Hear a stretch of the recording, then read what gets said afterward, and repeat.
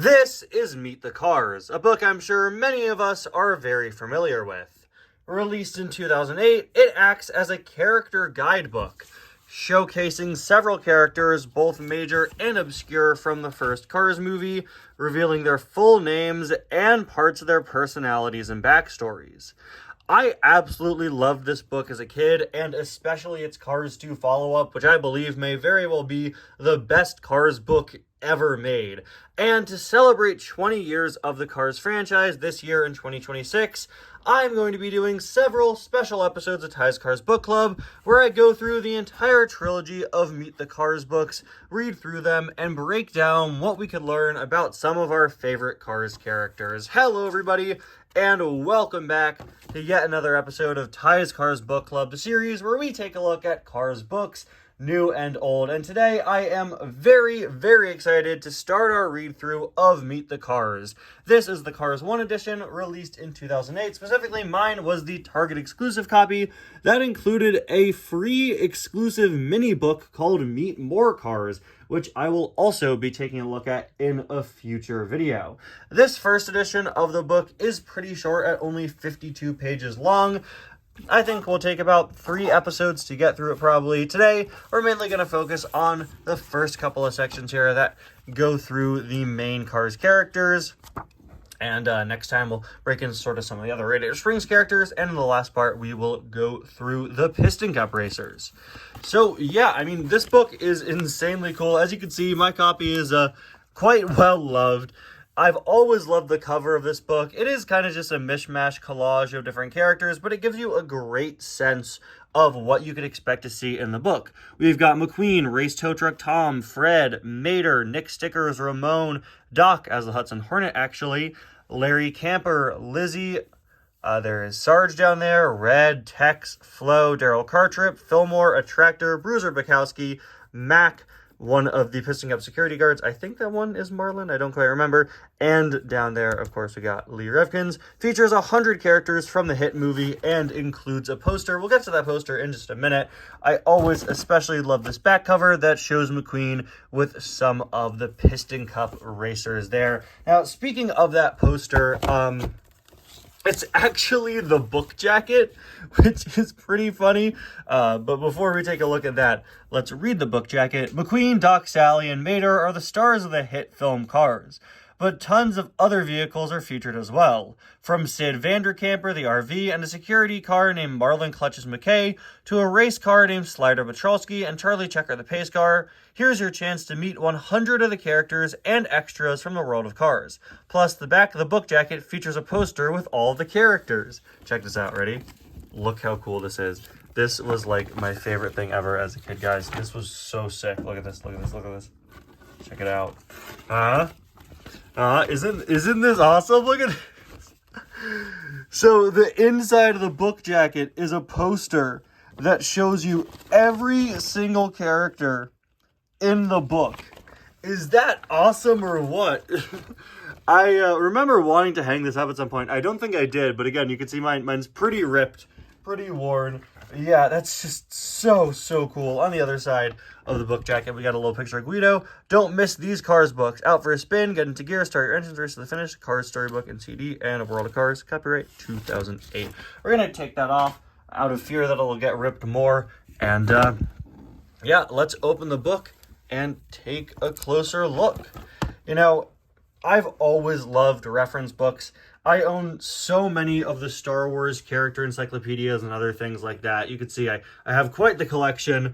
And so having a series of books like this for Cars has always been so insanely cool to me. I love being able to dive into my favorite franchises and learn all about background characters. If you know me, you know I love me some background characters. And having a series of books like this for Cars has always been something really cool to me. And I think the 20th anniversary of the Cars series is the perfect time to dive deeper into the world of Cars. We got Larry Camper, Chick Hicks, and Dustin Mellows there. As you can see, the artwork is based on character renders, but it is kind of airbrushed over, drawn over. Unfortunately, I don't believe there is a specific author credited which really is a shame. I would love to give the people that worked on this book their flowers. Meet the Cars, and we start off with Lightning McQueen and Team Rusty's. Yeah, I always found it odd that this book starts off with a little Rusty's chapter instead of the Radiator Springs chapter. Later versions of the book do group McQueen in with Radiator Springs instead, but yeah, here we start off with Team McQueen. Always strange to me that not Chuck is on one of the first pages and not like Sally and Mater. Alright, we got the camera all set up on the tripod, so let's begin with the one and only Lightning McQueen himself, who appropriately starts off the book. Lightning McQueen is a hotshot rookie race car poised to become the youngest car ever to win the Piston Cup Championship. McQueen is built for speed and has just two things on his mind: winning and the perks that come with it. In his fast-paced life, he has little time for anything or anyone, but who needs friends when you've got a stadium full of fans? So as you can see, with McQueen, they start his section, or they have his section, basically be who the character is before the movie takes place.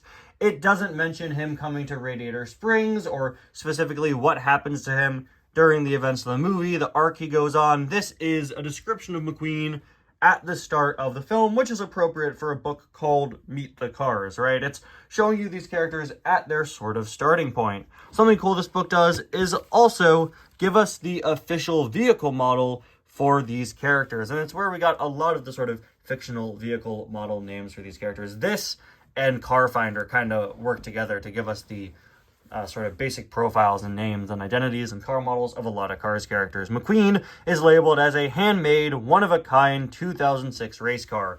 Over the years, there's been a lot of debate over what type of car McQueen is supposed to be, but the official canon statement is that he is a one-of-a-kind model, which I think was a pretty clever decision, since, you know, you don't want your main character to be a licensed type of car. But yeah, it is canon that McQueen is the only type of model of himself in existence. Up next, we got Mac. Mac spends endless days and sleepless nights crisscrossing the country. For some, this life would quickly grow old, but not for Mac. He knows how important his role is. He drives for Lightning McQueen, the world's fastest race car. He's part of the team, and everyone knows there's no I in team, just like there's no I in Mac. Vehicle type, Mac semi-hauler.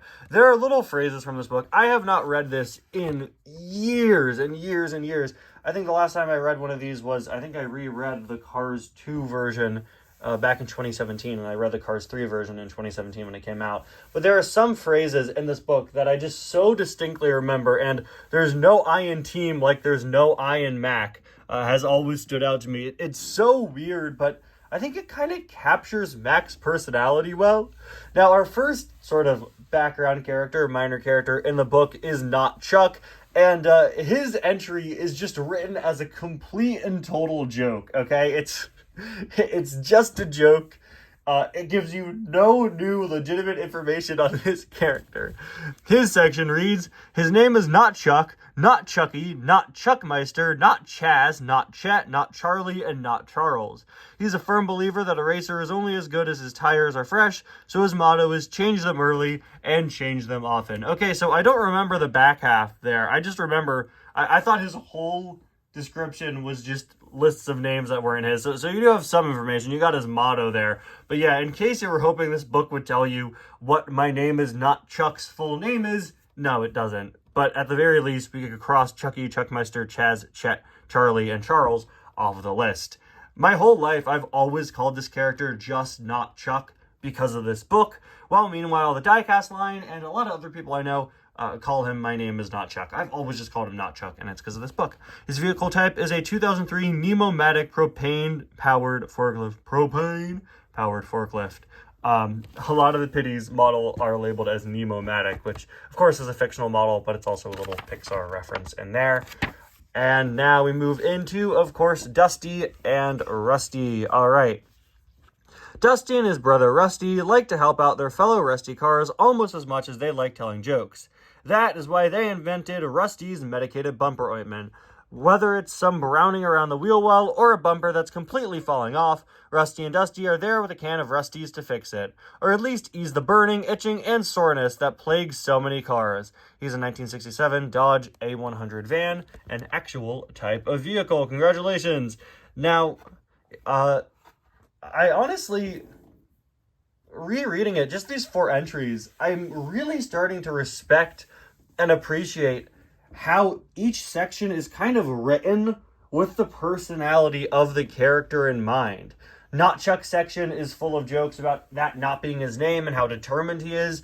You know, McQueen's section is written in this sort of cocky, full of yourself way where it's like, oh, who needs friends? Max is written in a way that's very confident, as they, even make that no I in team pun. And Dusty's section reads like a commercial for Rusty's. And that's something I don't think I ever picked up on as a kid, but the way each of these sections are written really just oozes with the characters' individual personalities. While I prefer character encyclopedias and reference books to just be, general statements about the characters written with no flair like this, just saying, this is this character, this is what they did, this is who they are, I really do appreciate Meet the Cars kind of having the character personalities in mind while writing these sections. I think that's honestly pretty impressive. Let's see if that's something that continues throughout the rest of the book, especially with the main characters.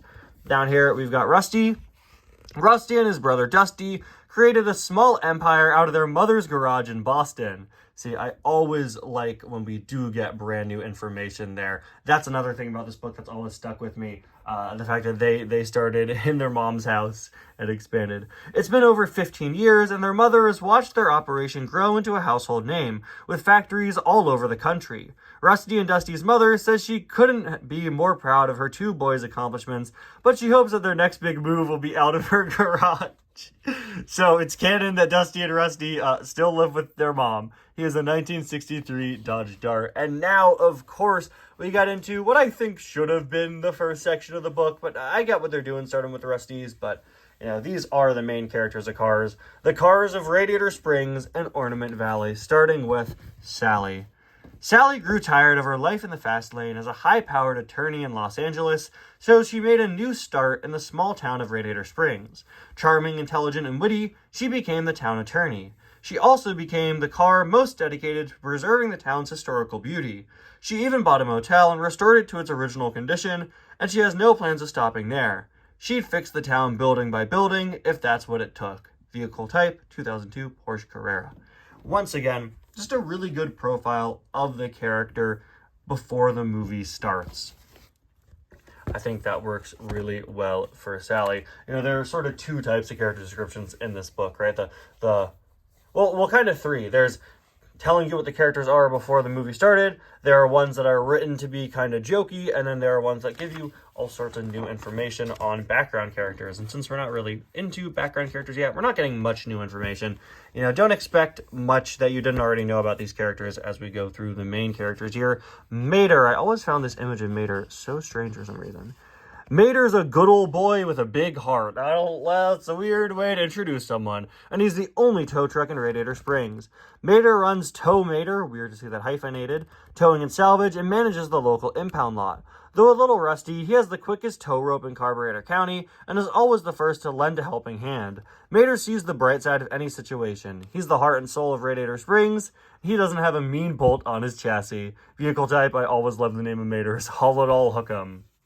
Doc Hudson, despite being shown as the Fabulous Hudson Hornet on the cover, Doc's just in his traditional paint job here.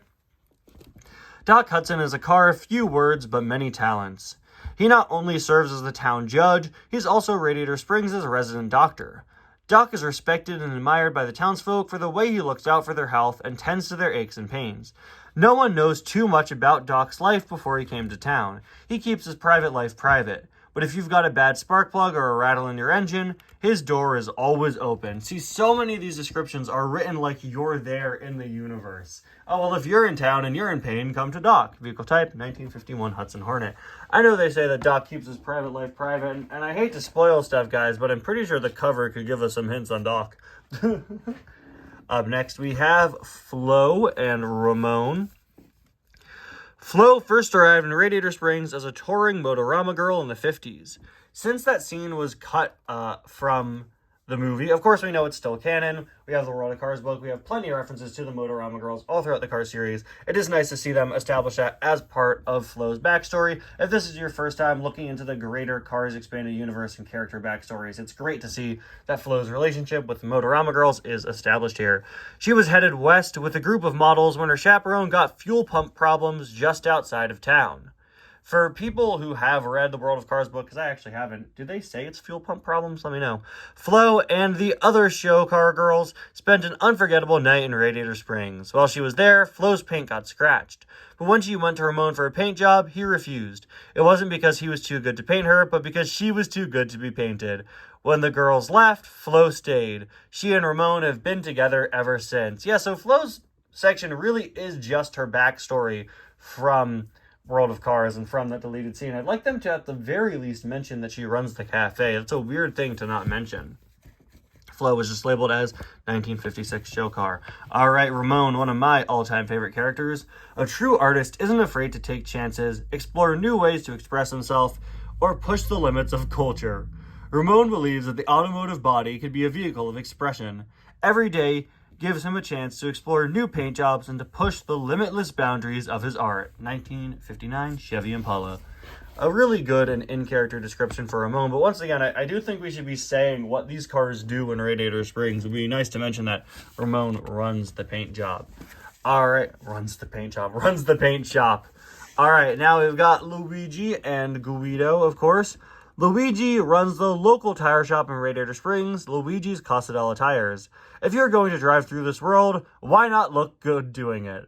That's Luigi's motto. Personally, I prefer not Chuck's motto, change them early and change them often. Cars may not get to choose their body type, but they all have a choice when it comes to the tires they wear. I really like that line. That's, like, weirdly kind of deep. Luigi offers the finest selection of tires west of the Mississippi. Luigi's Casadella Tires is known far and wide for impeccable service, competitive prices, and of course, its very stylish owner. See, that one feels like it's so in character for Luigi. It tells you who he is, what he believes, has a lot of his personality in there, and also tells you his job. He's a 1959 Fiat 500, by the way. Guido. Like his boss, Luigi, kind of weird to label him as his boss, but that is true. Guido was a huge Ferrari racing fan. He dreams of being part of a real pit crew for a real race car. To better prepare himself, he practices tire changes at night on a wooden frame he built in his garage. One of these days, he hopes to set a new world record for the fastest pit stop of all time. But until that happens, he keeps trying to learn new things. Currently, Guido is reading Tire Changes for the Soul and 4 tires, 1 goal. Vehicle type, Tudo forklift. Luigi and Guido, I think, have some of the best descriptions we've read so far. Guido's is so fun and cute, and it gives us new information that you can't find anywhere else, which is really, really nice. Again, it is missing one of the most important things about Guido, which is that he doesn't speak English. I feel like they should probably have mentioned that. But again, these descriptions really give you a solid profile for these characters, oftentimes laced with new information or jokes, or in the case of Guido, both. Moving on to Sheriff. Sheriff is another one of the sections in this book that I've always remembered very, very distinctly. It lists, like, what all of his family members did. Let's see. There's a long history of law enforcement in Sheriff's family. His father was a traffic cop. So were his aunt, his uncle, his 2 cousins on his mother's side, and his little brother. So, there's some trivia for you. You know, I don't think I've ever... One of the Piston Cup racers, it's Brush Kerber, right? We learned that he has, like, 27 trillion kids, and everyone always incorporates that into fan work for Piston Cup stuff. I want to see someone include Sheriff's little brother in something. I don't think I've ever seen fan work reference that. Even his grandfather was a traffic cop in New York around the turn of the century. Sheriff always knew he too would be a cop. After all, how many other options did he have with a name like Sheriff? I love that this confirms that Sheriff is not a title. The guy's name just straight up is Sheriff. The man's birth name is Sheriff. Once again, this is a description that doesn't really go into the personality, but it does give you a lot of new, fun, and funny information. He's a 1949 Mercury police cruiser. Now, we of course have Red. Red may not be a fire truck of many words, but what he doesn't say, he shows through his generous actions. Whether it's putting out a tire fire or caring for the beautiful flowers of Radiator Springs, Red is there to support and protect his beloved town. Red takes negative comments about his town very personally, so if you have something bad to say about Radiator Springs, you better watch out, because if there's one thing Red isn't afraid of, it's his emotions. He's a 1950s Horchey Truck Co. fire truck. Very nice. All right.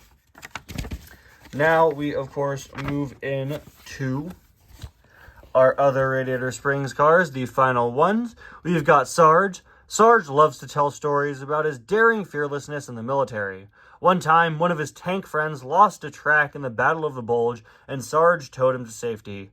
For his bravery, Sarge received the Grill Badge of True Metal. This and medals like it are displayed front and center at Sarge's surplus hut, right next to Sarge's own brand of the Mother Road Survival Kit. He guarantees that if you break down, his kit will get you through the night or the next World War. Jeez, okay. Even better, it all stows nicely in your trunk. Another section that just fits the character's personality so well. What a perfect description for Sarge. And again, some fun new information there. Vehicle type, 1942, World War II, Willys Army Jeep. Up next, we got our boy Fillmore. Fillmore is Radiator Springs' resident hippie. A believer in individuality and all things natural, he brews his own organic fuel and preaches about its many benefits. Visitors can try Fillmore's special flavors in the tasting room behind his love bead and tie-dyed covered geodesic dome.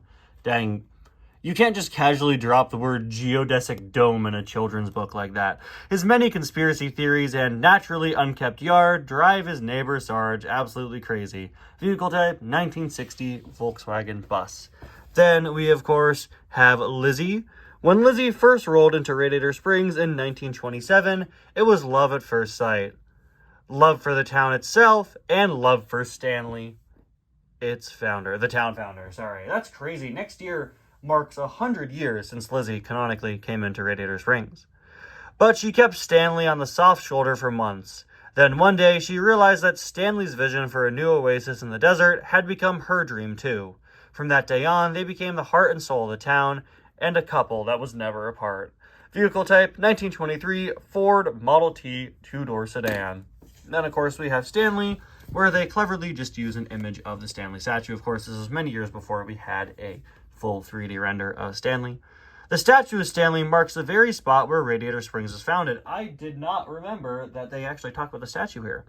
As he was traveling west, searching for a place to settle and make his fortune, Stanley stumbled upon a natural spring coming up from the earth. He stopped to fill his radiator and never left. Soon afterwards, Stanley met Lizzie, the love of his life. Together, they founded the town of Radiator Springs, which soon became a legendary resting spot for travelers. Vehicle type, McVaporlock Motor Co. Locomobile. Now, we are going to wrap up this section here. We're going to wrap up today's video with these last three characters. We've got some pretty unique ones wrapping up Radiator Springs: Bessie, Frank, and a tractor. And then next time we'll get into some of the Radiator Springs background characters. I really want to have this episode serve as sort of an introduction to this book and this book series and how it works, how it writes character descriptions, etc. before next time we really dive into a lot of the more obscure minor characters. So let's read up on Bessie. I love that Bessie, despite not being alive, is included here.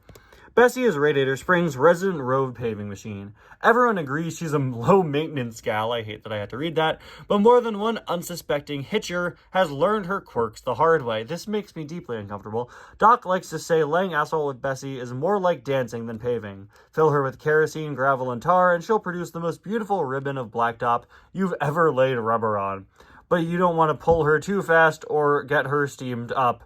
Bessie has 2 huge buckets of molten tar, and she knows how to use them. Just ask Lightning McQueen. I never want to read that again. Vehicle type, basic service equipment, road paving machine. Basic service equipment, BSE. That's why she's called Bessie. Frank, the Combine. Thanks for clarifying that, guys. Frank is a hard worker. He spends his days in the fields, harvesting, threshing, and clearing grain. Then it's off to oversee the tractor's work for the rest of the afternoon. By the end of his long day, Frank is ready to power down for the night and prepare for the early morning ahead. So if you're planning to wake Frank up, you'd better have a good reason or a really good escape route. Vehicle type XXL Metro Actual Combine. And finally for today, we have the tractor, or tractors as a group. Tractors are hard workers. They enjoy what they do, plowing through the fields on a nice day and then falling asleep in the moonlight.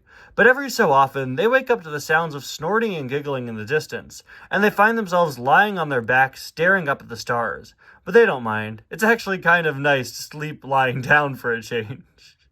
Vehicle type, Axle Chompers 4-cylinder diesel-powered easily freightened transmission. Wow, see, so to PETA, you guys think PETA ever got mad at the tractor tipping scene? Don't worry, PETA. Mater, the tractors are okay with it. They're fine. They're fine with it. Now, Bessie, I'm not sure if she's okay with what happens with her, but the tractors are A-okay. But there you have it, guys. This is the first 16 and a half pages of Meet the Cars. Next time, we'll get into all these fun Radiator Springs background characters and then begin our journey through the Piston Cup Racers. What a fun book to revisit. And if you've never read through one of these books before, I hope you learned something new today. Thank you all so much for watching, and I'll see you guys next time. Bye now.